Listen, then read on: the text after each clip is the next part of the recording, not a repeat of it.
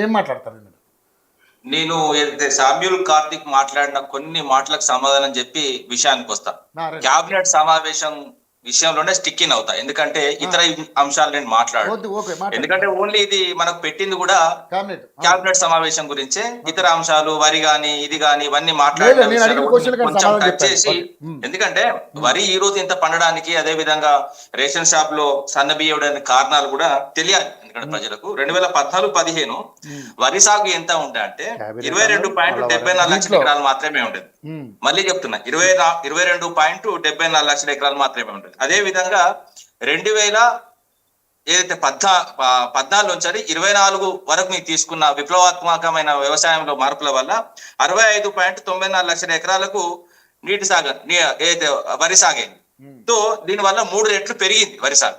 అదే విధంగా 2014లో వరి దిగుబడి, మళ్ళీ చెప్తున్నా, వరి దిగుబడి 42.82 లక్షల మెట్రిక్ టన్నులు ఉండేది.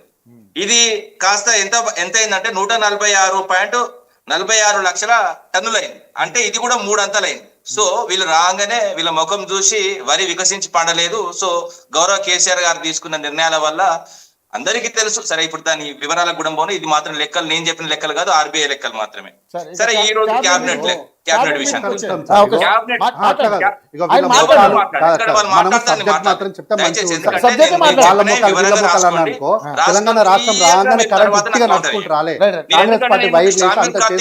కాబట్టి నేను మాట్లాడగలుగుతాను. నేను చెప్తున్నా, ఇప్పుడు ప్రభుత్వము కొండంత రాగం తీసి కొండ కేసరి పెట్టిందండి. నేనేమంటున్నా, తెలంగాణలో ఒక సామెత ఉంటుంది, దాన్ని మార్చేస్తున్నా. కొండంత రాగం తీసింది, కొండ కేసరి పెట్టింది. ఏ విధంగా అంటే చెప్తా. మార్పు అన్న తెచ్చుకున్న తెలంగాణలో జీవితాలు మారుతాయి అనుకున్నది. ఇదైతే వాస్తవంగా ఈ రోజు నిన్న జరిగిన క్యాబినెట్ సమావేశం ద్వారా ఇంకేమన్నా మార్పు తీసుకొస్తారా, ఇంకా వీళ్ళు మారుతారా అనుకుంటే సేమ్ ముచ్చట అండి. వాస్తవంగా వీళ్ళు ఎందుకు వచ్చిళ్ళు అన్నది ఇంకా కూడా క్లియర్ గా చెప్పిళ్ళు. ఎట్లా అంటే వచ్చినప్పటి నుంచి లగచర్ల భూముల మీద పడ్డారు, మీకు కూడా తెలుసు. అది Max BN company Revanth Reddy అల్లుంది. అది తీసుకురానికి శతవిధాలుగా ప్రయత్నం చేసి అక్కడున్న దళితులను, ఎస్టీలను కూడా ఛాతుల మీద తొక్కిళ్ళు. అదే విధంగా హైడ్రా భూములు అది లాక్కుందామని చూసి, ఎందుకు చెప్తానో మీకు తొందరలో అర్థమవుతుంది. వెరీ షార్ట్ అండ్ స్వీట్ గా చెప్తా. అదే విధంగా మూసీ భూములు కూడా, అవి కూడా ఈ రోజు కూడా జరుగుతున్నది.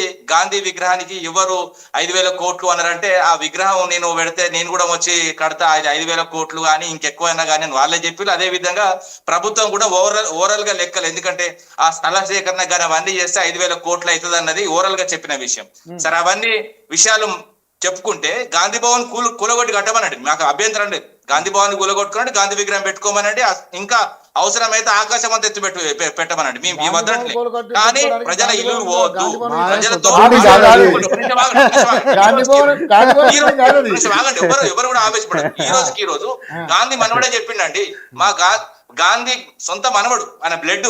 ఎవరు కట్టమన్నారు? పేదోళ్ళ ఇల్లు కూలగొట్టి అది నేను వ్యతిరేకిస్తున్నా అని చెప్పిండు. గాంధీ మనవడు వ్యతిరేకించిన తర్వాత వీళ్ళెవరండి? అదే గాంధీ కుటుంబం. మళ్ళీ మాట్లాడుతున్నా. అదే విధంగా హిల్ట్ భూములు, సెంట్రల్ యూనివర్సిటీ భూములు, ఇవి కూడా గుంజుకుందామని చూసిరు. ఫార్మాసిటీ భూములు, అదే విధంగా ఉర్దూ యూనివర్సిటీ భూములు, మన్ను భూములు. అదే విధంగా గాంధీ విగ్రహం. ఒక నిమిషం ఆగండి, పూర్తిగా మాట్లాడండి, మొత్తం మాట్లాడండి. ఏ విధంగా జరుగుతున్నది భూముల మీద అన్నది క్యాబినెట్ నిర్ణయాలు కూడా భూములతో సంబంధం ఉన్నది కాబట్టి చెప్తున్నా. ఎందుకంటే ప్రభుత్వం వచ్చినప్పటి నుంచి ఇప్పటి వరకు భూముల వెనకానే తిరుగుతున్నది. భూములు ఎందుకంటే గుంజుకోవడానికి చూస్తుంది. ఏ విధంగా గుంజుకొని ఎవరికి అప్ప చెప్తారు, ఇందులో ఎవరెవరు ఇన్వాల్వ్ అవుతున్నారు, ఈ భూముల విషయంలో రేవంత్ రెడ్డి అన్నదమ్ముల పాత్ర ఏంటి, అసలు ప్రభుత్వం చేస్తున్నది ఏంటో చెప్పడానికి ప్రయత్నం చేస్తా. ఎందుకంటే మెట్రో పూర్తిగా ప్రభుత్వం స్వాధీనం చేసుకోవాలని చూస్తుంది. అది కూడా మెట్రో ఆధీనంలో భూములు ఉన్నాయి. ఆ భూములు స్వాధీనం చేసుకున్న క్రమంలో 2 గుంటలు, 3 గుంటలు, 20 గుంటలు, 30 గుంటలు తెలియకుండానే లేపేస్తారు. ఇది అక్షర సత్యము, మీరు తెలుసుకోండి. అదే విధంగా మెట్రో వచ్చినప్పటి ఎందుకంటే వీళ్ళు ప్రభుత్వం మెట్రో మేము తీసుకొచ్చినాం. వాస్తవంగా వాళ్ళు శంకుస్థాపన చేసిపోతే దాన్ని మొత్తం కంప్లీట్ మేము చేసిన తర్వాత వీళ్ళ ప్రభుత్వం వచ్చిన తర్వాత ఏదైతే ఉచిత బస్తోని మెట్రోకి ఇబ్బంది అవుతుందని చీఫ్ ఫైనాన్స్ ఆఫీసర్ ఒక మాట అంటే ఆయన ఎంబడిబడి అరెస్ట్ చేసి మానసికంగా ఆయనను భయభ్రాంతులకు గురి చేసి ఆఖరికి ముంబై పారిపోయేలాగా ఎల్ఎన్టీని బ్లాక్ మెయిల్ చేసింది ప్రభుత్వం కాదా? అదే విధంగా ఏదైతే ఇంకో విషయం చెప్తా, కాంగ్రెస్ పార్టీ ఆఫీస్ కు ప్రతి జిల్లాలో స్థల సేకరణ. ఇక చూడండి, ఇక మళ్ళా భూములే, అది భూములే, మెట్రోకు సంబంధించిన భూముల మీద ఆశ. మళ్ళీ ఇప్పుడు కాంగ్రెస్ కు జిల్లాలకు భూముల కేటాయింపు. అదే విధంగా ఇంకా చాలా ఉన్నాయండి భూముల విషయం. రంగారెడ్డి జిల్లాలో కోహెడలో multi modal logistic park, food processing park. ఎవరి కోసం అంటే ఎవడంటే నాకు అర్థమవుతలేదు. మళ్ళీ ఏ ప్రైవేట్ కంపెనీ తీసుకొస్తారు?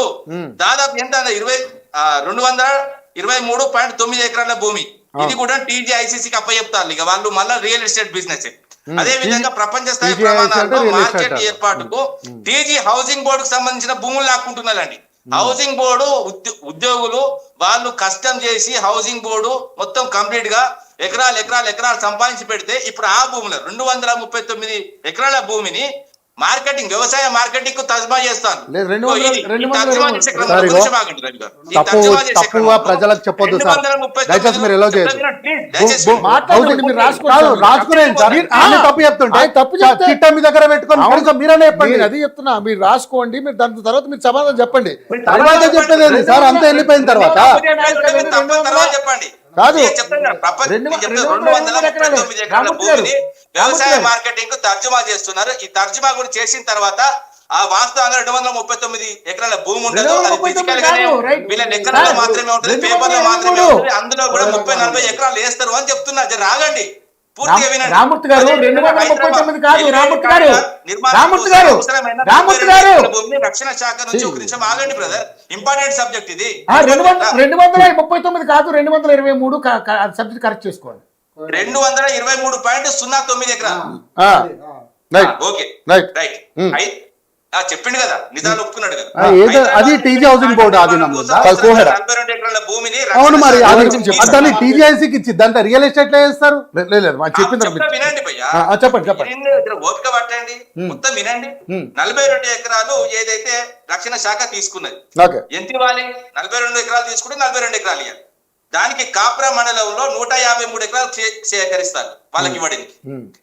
ఇప్పుడు సమానమైన ఇస్తారు సార్, సమానమైన భూములు ఇస్తారు, సమానమైన విలువకి ఇస్తారు. అది చూసుకోవాలి. రాగండి మొత్తం మాట్లాడివ్వండి. భద్రాచలంలో గ్రీన్ ఫీల్డ్ మినీ స్టేడియానికి 5 ఎకరాలు, సంతోషం. అదే విధంగా టీటీడీ దేవస్థానం కోసం ఖమ్మంలో తంసాపురంలో 20 ఎకరాలు, సంతోషం. అదే విధంగా కరీంనగర్ చిగురు మామిడి మండలం 3.12 ఎకరాలు పంచముఖ ఆంజనేయ స్వామికి, ఇది కూడా ఇవ్వడం సంతోషం. కానీ ఎస్సీ ఎస్టీలకు ఇవన్నీ భూమి లేదు, నా దగ్గర జాగలేదు, చిల్లి గవ్వ లేదు అన్న ముఖ్యమంత్రి ఇప్పుడు ఎవరికి సమానం చెప్తాడు?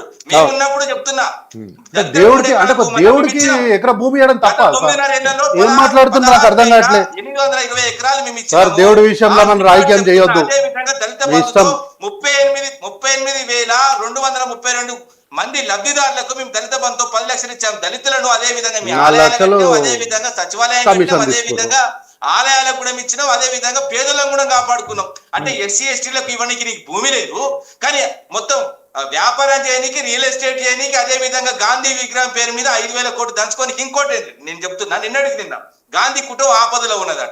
ఆపదలో ఉంటే వీళ్ళంతా మొత్తం అరే మా పార్టీ మా కార్యకర్తలు ఎవరిస్తారు సార్? మేము సార్ కార్యకర్తలము మనందరం కలిసి ఇస్తే అన్నాం. ఏం మాట్లాడతారు? ఎవరి కోసం వచ్చింది తెలంగాణ? మీరు ఈ సంపాదన ఏంది, ఈ దోపిడీ ఏంది? ఆఖరి మంత్రులే కొట్టుకుంటున్నారు కదా నాది నీదని. ఓకే రైట్ సార్, గడ్డి పెట్టుకొని కొట్టుకుంటున్నారు. రైట్ మీరు మళ్ళీ బీజేపీ వాళ్ళని తీసుకున్న తర్వాత మీ దగ్గరికి వస్తాను సార్. ఇప్పుడు ఇరు పార్టీల వాదన